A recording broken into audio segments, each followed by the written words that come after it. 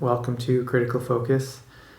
It's been a little while since I've made one of these videos, so I wanted to get back into it by making a video that sort of goes back to the basics of film photography. I wanted to showcase the first camera that I ever got that got me started in film photography back in 2007. And I also think a lot of the videos that I've posted before where I'm talking about cameras, they're often very expensive cameras, especially now. They weren't always expensive. Some of them I didn't pay that much for, but nowadays you pay more than $100 for mostly all of them. So I also wanted to show off this camera because it's cheap. It's cheap for a reason, but at the same time, it does the job that it's there for, and I think it's really great for what it is. The camera that I'm talking about is this one. It's the Holga 120 CFN. Now, this camera is it is really simple and simplistic, but it also has a lot of like kind of weird, quirky features, which is kind of nice. So I'm just gonna give a quick little overview of this camera and talk about why, for me, I think this is a great camera for people who want to get into film and don't know what they're doing, who are intimidated by all these weird film cameras, the fully manual ones like a Leica or something, or the super overpriced expensive point and shoots that you don't really know why they cost so much. And here's like a camera that you can pick up for, I don't know, like new. I think Lomography still sells them for like $60, but it comes with some film. Meanwhile, you can pick up a used one for maybe $15, $20. I think I got this one for $20. And yeah, let's just get right into it.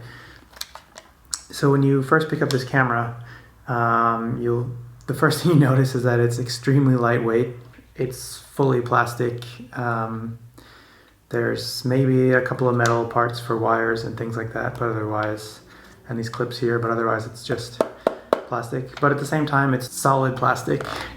It creaks a little bit when you compress it, but it's really quite solid. The only thing that is not solid about it are these clips. I've dropped it before and then the clips have popped open and the back has popped off, so that's kind of a bad thing.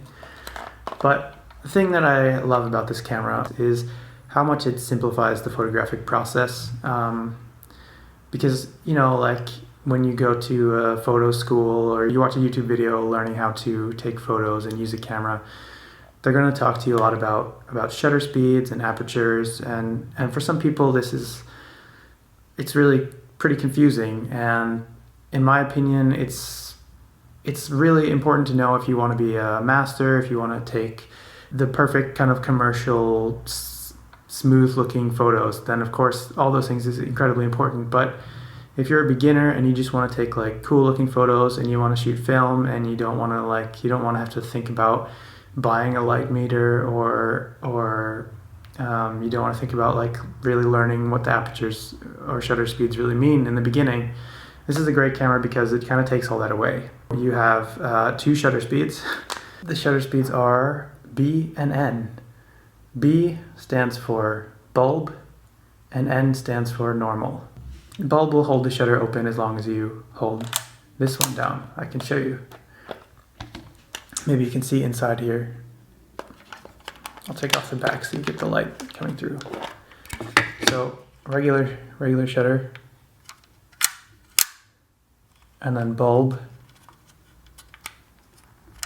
will hold it open as long as you hold the shutter button down, and then we'll let go when you let go.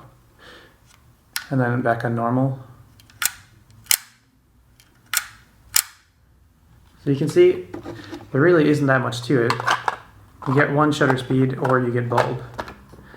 And that's great because you only really need one shutter speed. The bulb functionality, honestly, I use it pretty much never, but there are a few situations where it can be really useful, and I'll talk about those later. But okay, so then you got the shutter speed out of the way. What about the aperture? Well, on the aperture you also have two settings. Sunny one, like that, and one that's a cloudy one, like that. On a conventional camera, I would say these correspond to, I think the official documentation says f8 and f11. It's a little guesswork, I would say. So what I can do is, or what I'm going to do is I'm going to show you the difference between these two apertures. All right.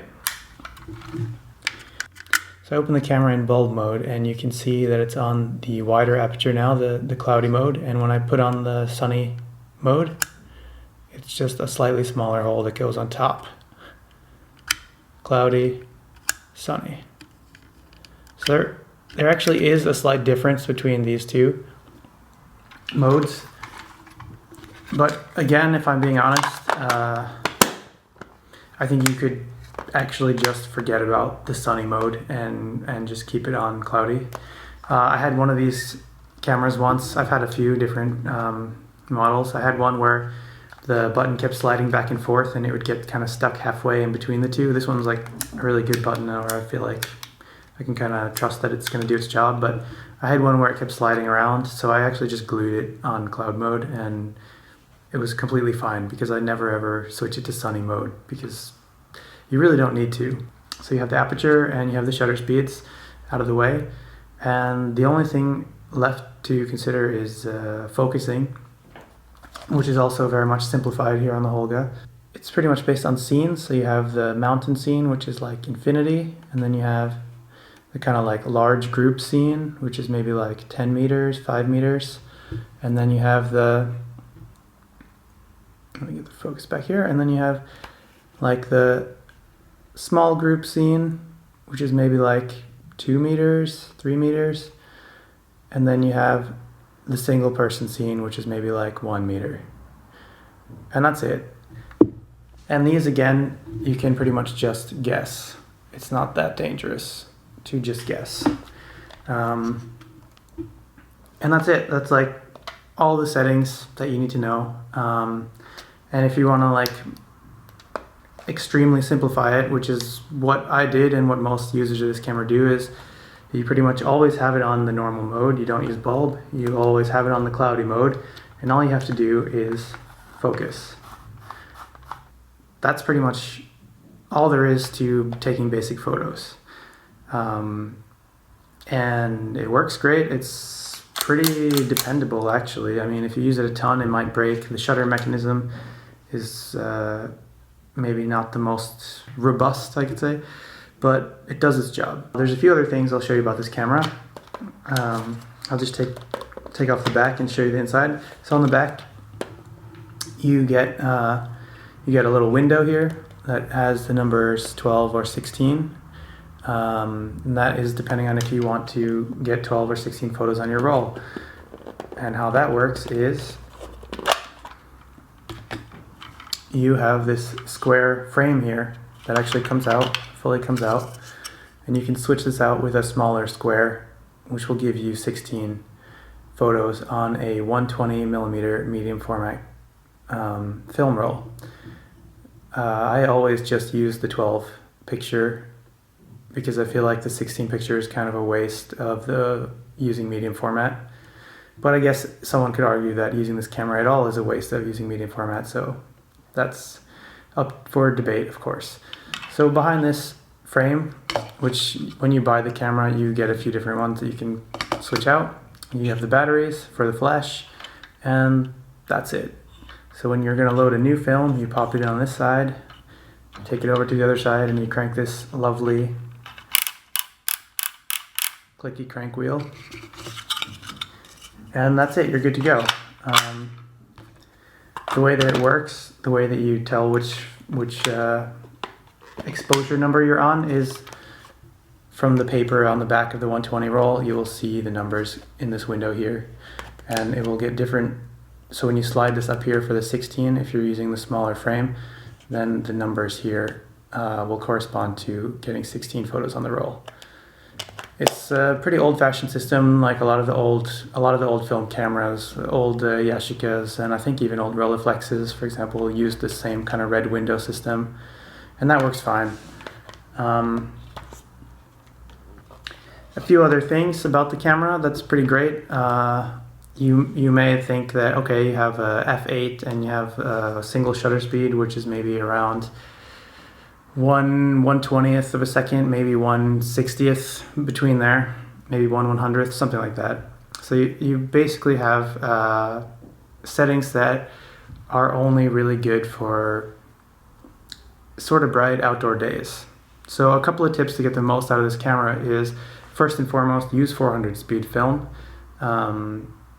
Not necessarily necessary, but you'll get the most kind of even results.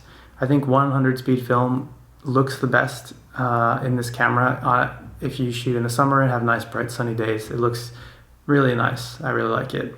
But otherwise, if it's like kind of a gray day like it is today, or I don't know, any season that's kind of outside of summer where you're not going to have super bright days, go for 400 speed film.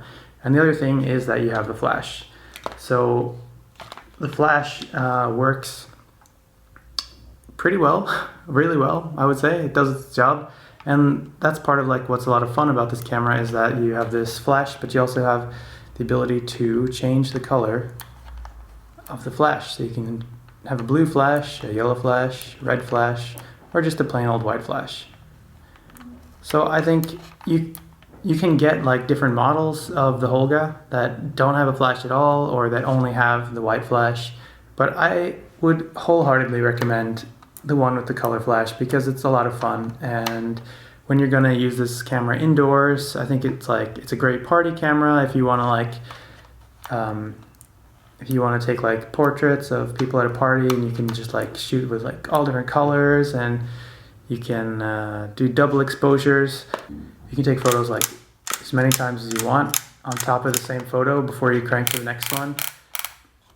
So it's all like fully up to you how you want to do it. You think that there's a lot of limitations with a camera like this, where it's so simplistic and everything it does is so basic, but I feel like those limitations are kind of what forces you to be creative and to use your own mind as part of the tool, instead of just relying on a super fancy, super expensive camera to take a good photo. I think this is a great camera for learning composition, for learning to be less afraid of film, and just like learning how to go out and take photos. And then the camera kind of just like evaporates. You don't really think about it because it's so easy to use. So a couple of other things to remember when you're going to use the Holga, if you're interested in using the Holga. The first thing is that when you look through the viewfinder, it's basically a plastic window that goes from this side to this side. There's no magnification as far as that. Yeah, okay. There is a little bit of perspective shift. You get a little wider perspective than what's in reality, but you don't look through the lens. You just look straight through a piece of plastic. So the way that can be a little tricky is that oftentimes you might want to put the lens cap on because, protect that precious plastic lens. But then you can easily look through here and think that you're taking a photo, go like that, and then realize that the lens cap was on. And the problem is you don't really realize that until you get your roll of film back and you get your empty photo, and it's a huge shame because you only get 12 photos on a roll. So that is one of those things. A lot of people who use this camera recommend that you basically just take the lens cap and throw it away. The other thing is, some people like to experiment with the bulb mode, where they put it on the B so that they can hold open the shutter, and it's can be very cool with flash, for example. You can take a flash and kind of shift things around, or take multiple flashes on the same photo and that kind of thing. Can be really cool. The problem is when you forget to set the bulb mode back to normal mode, and then you go out the next day and it's daytime and you just shoot a whole roll of these super blurry bulb blur mess pictures that are all overexposed and look terrible. Yeah, it's one of those things where it's not really in a place where you think to look very frequently underneath the camera when you're going to go and take a photo. So I would recommend anytime you really want to use bulb mode, just have it in your mind when you switch to bulb that you got to remember to switch away from bulb. Otherwise, you might ruin some films and be sad. I sort of mentioned before, like, one thing that's great about this camera is that you can take multiple exposures, which is like a cool way to, if you don't have enough light and you don't want to use bulb mode, to just like take multiple exposures of the same thing so that they overlap each other. There's a lot of like different experimentations that you can do with this camera, a lot of really cool artistic projects you can do. The Lomography organization, who kind of like rebooted these cameras because they were originally just like cheap Chinese toys, basically. They have a lot of tips and tricks on their website about how to use the combination of a color flash, multiple exposures, bulb mode, and all these like few different things you can do with this camera into making really cool and artistic things with it. So I think it's great. Really cool camera. Definitely turns heads if you use it on the street because of how weird it is. Nobody expects you to be taking photos with this kind of like gigantic black plastic chunky thing. People always ask questions about it. If you are going to go for one of these cameras, there's a lot of people, like guides online and stuff, where they recommend that you like tape up the sides and the back and here and in the front because there can be light leaks. Personally, I enjoy light leaks, and this camera that I have here I don't think it really does light leaking so much, but there's not amazingly good quality control on these cameras, so you might get one that light leaks more or less. And when you buy this camera in the Lomography starter pack, it actually comes with like electrical tape for filling in cracks or whatever if you want. So that's like part of the charm. And the final thing I want to say that's pretty cool that you can do with it is you can buy an official adapter, or you just look for a guide online where you can adapt 35mm film to go across here, so you get kind of like a long, so it'd be like a wide frame that also exposes over the sprocket holes. And then when you're gonna crank the film, you have to tape over this window, and then you would just count the number of clicks, and that'll get you to the next frame. I don't remember what the number was, but there are plenty of guides online about how to do that. It was definitely a challenge, but it was pretty cool. To summarize, I got this camera when I was pretty young, or younger than I am now. And at the time, it was like I got it because I was interested in film. I'd seen a lot of cool, kind of like hipstery, weird effect photos that I'd been taking with it. I was really interested in it. And over the years, I haven't used it as much as I did in the beginning, of course, because I've been able to afford more expensive and fancy cameras. But the reason why I always make sure I own one of these, no matter how many times I move or how many other cameras I get, is because there's something about it where when I'm using the more expensive and complicated cameras, I always miss kind of the simplicity, the really like freeing feeling of just like having this really lightweight, kind of like 80s chic camera where it's just like, it's almost like kind of meditation or some sort of like Zen experience to shoot with something so simple, where, you know, like maybe every picture you take is a piece of crap, or maybe they're going to be amazing. You don't really know, but just like the feeling of not being afraid to experiment and to make mistakes and to try new stuff. It's just something that I really love about this camera, and it really, every time I shoot with it, I always feel a kind of childlike sense of enjoying photography all over again.